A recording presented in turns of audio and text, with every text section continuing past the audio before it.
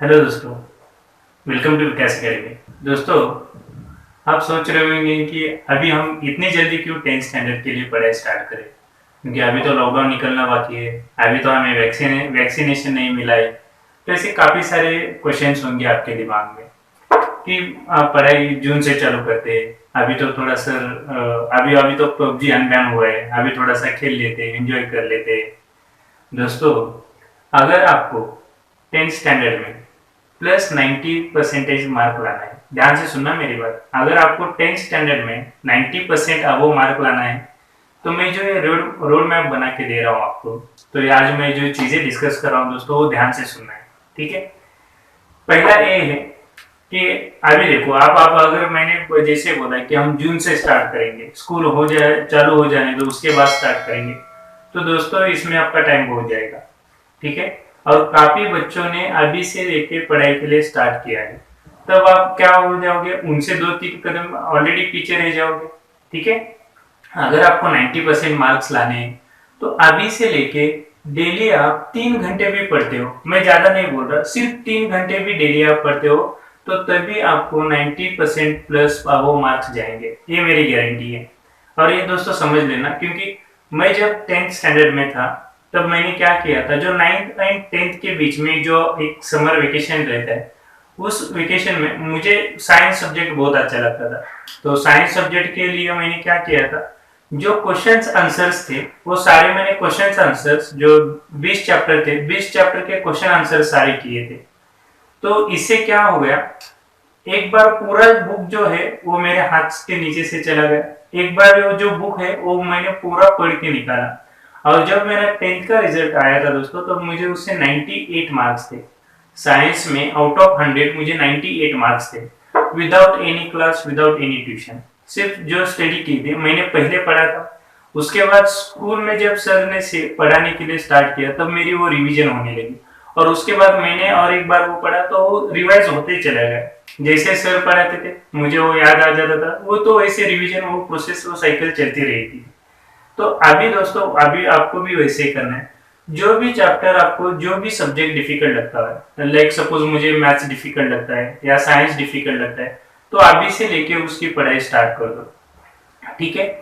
जून से चालू करेंगे या लॉकडाउन निकलने के बाद या वैक्सीनेशन होने के बाद चालू करेंगे, ये तो बात मन से पहले निकाल दो।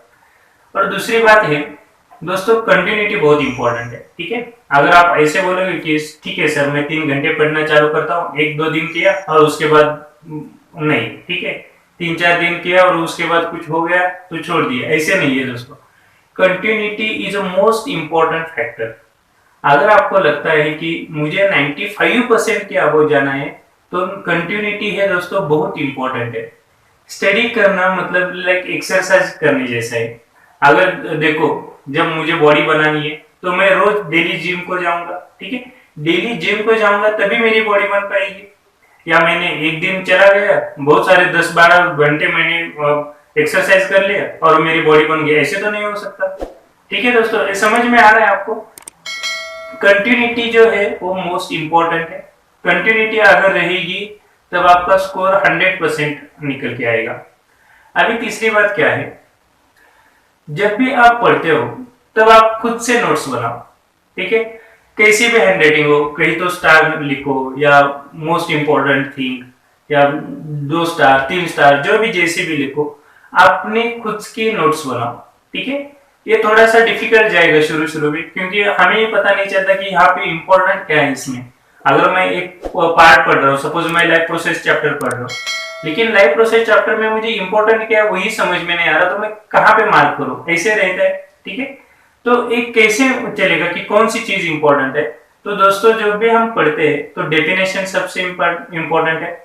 देखो, कोई भी पॉइंट है तो उसे सिंपल 5 क्वेश्चन पूछने हैं, ठीक है। और जो 5 क्वेश्चन पूछने के बाद जो आंसर निकल के आता है, वो इंपॉर्टेंट पॉइंट्स रहते हैं। कैसे, कौन से 5 क्वेश्चन, कब, कैसे, क्यों, कहा और कौन, ठीक है। अभी हर एक पॉइंट के लिए यूजफुल नहीं होगा, लेकिन अगर यही आप क्वेश्चंस पूछते हो, लाइक लाइफ प्रोसेस है, सो न्यूट्रिशन कैसे होता है, न्यूट्रिशन के टाइप क्या है, ह्यूमन बीइंग में न्यूट्रिशन कैसे होता है, प्लांट में न्यूट्रिशन कैसे होता है, न्यूट्रिशन कहाँ से शुरू हुआ, न्यूट्रिशन कैसे हो रहा है, ये सारे है। मतलब किसी भी एक पॉइंट को आपको 3-4 क्वेश्चन पूछने हैं और उस क्वेश्चन के बाद जो भी आंसर आते हैं वो मेरे पॉइंट्स रहेंगे, ठीक है। तो बात क्या है, नोट्स बनाने की हैबिट बनानी है अभी से लेके, और आपकी खुद की हैंडराइटिंग हमें अच्छी लगती है। लाइक अभी सपोज कि मेरी नोटबुक है और मैंने जो नोट्स बनाए 1-2 महीने के बाद मैं वो पढ़ रहा हूँ, तो आपको दोस्तों दिमाग में रियलाइज होने लगेगा कि उस टाइम मैंने ये सोचा था, वो जो चीजें है वो रिलेट होने लगती है। तो ये शुरू में लगेगा कि थोड़ा सा अलग लगेगा, लेकिन स्टार्ट तो करना है। 10वीं तो एग्जाम तो देनी ही है हमें, तो स्टार्ट तो करना ही पड़ेगा ना दोस्तों। सो आपको खुद के नोट्स बनाने स्टार्ट करने हैं। सो अभी कैसे, कौन से सब्जेक्ट से स्टार्ट करें दोस्तों? मेरा मानना है आपको जो सब्जेक्ट डिफिकल्ट लगता है उसी से स्टार्ट कर दो, ठीक है। क्योंकि जो सब्जेक्ट डिफिकल्ट लगता है वो पहले हमें खत्म करना है। तो अगर मैं पहले वो सब्जेक्ट खत्म करता हूँ तो उसकी रिवीजन होती है। रिवीजन बार बार रिवीजन करने से उसमें हम क्या बन जाते हैं, मास्टर बन जाते हैं, ठीक है। तो कोई भी चीज, कोई भी सब्जेक्ट आपको डिफिकल्ट लग रहा है, आपको उसके ऊपर कमांड नहीं है दोस्तों, तो उसकी रिवीजन कंटिन्यू करनी है, ठीक है। और टॉपर कैसे बनते हैं? टॉपर क्या करते हैं, रिवीजन बहुत बार करते हैं। रिवीजन ही है वो जो सक्सेस की बोलते हैं हम, वो किसी को बोलेंगे, रिवीजन को।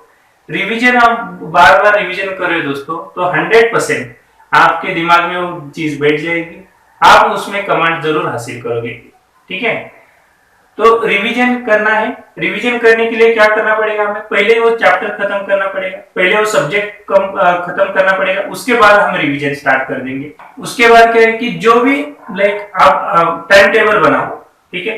आपको देखो कि कौन सा स्लॉट अच्छा लगता है, 4 to 7 अच्छा है, या 6 to 9 अच्छा है, या 8 to 11, जो भी है आपके कंफर्ट के अनुसार टाइम टेबल बनाओ। जरूरी नहीं कि मैं ये आपको रिकमेंड करूं, या जरूरी नहीं कि कोई किसी और टीचर के आप सुने, ठीक है। आपको जो कंफर्टेबल टाइम लगे उस अकॉर्डिंग टाइम टेबल बनाओ। लेकिन टाइम टेबल बनाने के बाद एक बार आपने डिसाइड किया कि बस मुझे 8 to 11 पढ़ना है, या 6 to 9 पढ़ना है, या 4 to 7 पढ़ना है, इसी बीच में मुझे कोई भी किस तरह की भी डिस्टर्बेंस नहीं चाहिए। घर वालों को भी बोल देना है कि भाई मेरा ऐसा 4 to 7 मेरा टाइम है, इस टाइम में मुझे कोई भी डिस्टर्ब नहीं करेगा, ठीक है। अंदर लॉक कर दो, पढ़ाई स्टार्ट कर दो, मोबाइल ऑफ कर दो, नोटिफिकेशन, जो सोशल मीडिया से दूर ही रहो। मेरा तो ये पर्सनली कहना है, जब तक 12th स्टैंडर्ड नहीं होती तब तक सोशल मीडिया से दूर ही रहो, ओके। तो जो भी नोटिफिकेशन ऑफ कर दो, ठीक है। और जो भी आप स्टडी कर रहे हो उसे प्रॉपरली करो। 3 घंटे आपको जरूर देना है। तो शुरू में 3 घंटे से स्टार्ट मत करो। अगर आपको लग रहा है कि 3 घंटे ज्यादा है तो 1 घंटे से स्टार्ट करो, धीरे धीरे बढ़ाओ, 2 घंटे, 3 घंटे, ठीक है। लेकिन 3 घंटे कंटिन्यूस करना है। और हम 3 घंटे प्रॉपरली नहीं पढ़ सकते, तो आप उसको उस समय में क्या करना है दोस्तों, आपको 5-5 मिनट के ब्रेक लेने। 1 घंटे के बाद 5 मिनट का ब्रेक लो, और 1 घंटे के बाद 5 मिनट का ब्रेक लो।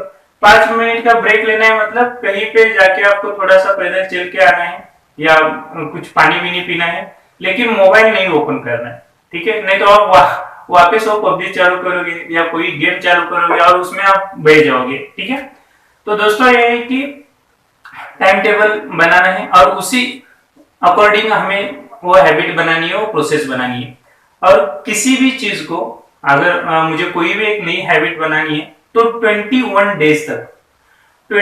डेज तक वो चीज आप बार बार करते रहो। अब उसके 21 डे के बाद आप दोस्तों ऑटोमेटिकली चीजें वो खुद से करने लगोगे, ठीक है। तो ये बात समझ लेना दोस्तों।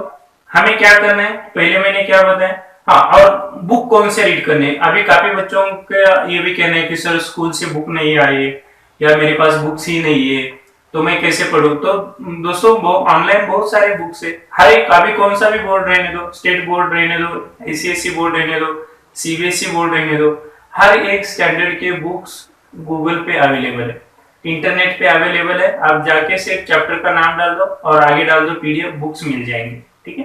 तो बुक से आप खुद से नोट्स बना सकते हो। अगर प्रिंटर हो तो प्रिंट निकालो, अगर पीसी है तो पीसी में देख सकते हो, लैपटॉप के ऊपर देख सकते हो। जरूरी नहीं कि बुक्स अभी चाहिए, अगर नहीं है तो बहुत सारे सोर्सेस भी हैं पीडीएफ के फॉर्मेट में, वो डाउनलोड कर दो। लेकिन दोस्तों बहाने बनाना छोड़ दो, ठीक है।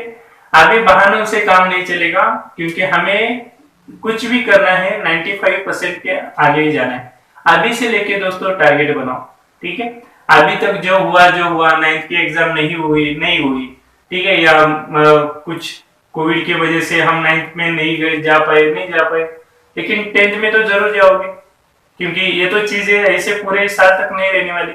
जुलाई अगस्त एक अब तो चालू ही होने वाला है, और आप इस साल इतने लकी नहीं हो कि पिछले साल जैसे बच्चों की जैसे 10th स्टैंडर्ड की एग्जाम कैंसिल होगी, इस साल भी हो सकती है, ऐसे बिल्कुल भी सोचना नहीं है, ठीक है। तो पढ़ाई तो शुरू करनी ही। तो दोस्तों ये चीजें ध्यान से समझना, पढ़ाई के लिए अभी से लग जाओ, अभी से करोगे तो हंसते खेलते आराम से 10वीं निकाल पाओगे। अगर अभी आपने जो चीजें आपने गेम खेलने में निकाल दिए या आपने इंस्टाग्राम पे निकाल दिए, तो दोस्तों मैं बोलता हूँ, जो 2-3 महीने है, लास्ट के 2-3 महीने इतना रोओगे ना आप, ये मेरी बात याद रखना दोस्तों। अभी अगर करोगे तो हंसते खेलते आराम से कर पाओगे, लेकिन अभी से लिए आपने टाइम पास चालू किया, जून से स्टार्ट करेंगे, स्कूल हो जाने के बाद स्टार्ट करेंगे, तो दोस्तों आप जून जुलाई या जो भी एग्जाम के 2-3 महीने पहले आप जरूर रोने ही लगोगे, ठीक है। मेरा ये नहीं हुआ, मेरा वो नहीं हुआ, मुझे इसमें डाउट है, मुझे उसमें डाउट है, काफी परेशान हो जाओगे। तो अभी से धीरे धीरे स्टार्ट करो, थोड़ा थोड़ा ही क्यों ना हो स्टार्ट करो, धीरे धीरे वो इम्प्रूव हो जाऊंगा। यहाँ पे मैं हूँ आपकी हेल्प करने के लिए, जो भी डाउट्स है मुझसे शेयर करो, ठीक है। जो भी आपको चीजें समझ में आती है, नहीं समझ में आती है, मुझे मैसेज कर दो, तो मैं उसके लिए वीडियो बनाऊंगा, मैं जरूर आपके लिए हेल्प करूंगा, ठीक है दोस्तों। So thank you so much for watching this video. अपने दोस्तों के साथ भी जरूर शेयर करो, अगर किसी ने अभी से पढ़ाई के लिए नहीं स्टार्ट किया तो उस तक भी मैसेज जाना चाहिए, ठीक है। और दोस्तों टाइम टेबल बनाओ, जो भी है कुछ भी हो जाए, हमें 10th में 95% आपको मार्क्स लाने हैं, यह हमें तय करना है, उसी कॉन्फिडेंस से हमें पढ़ाई स्टार्ट करनी है। Thank you and all the best.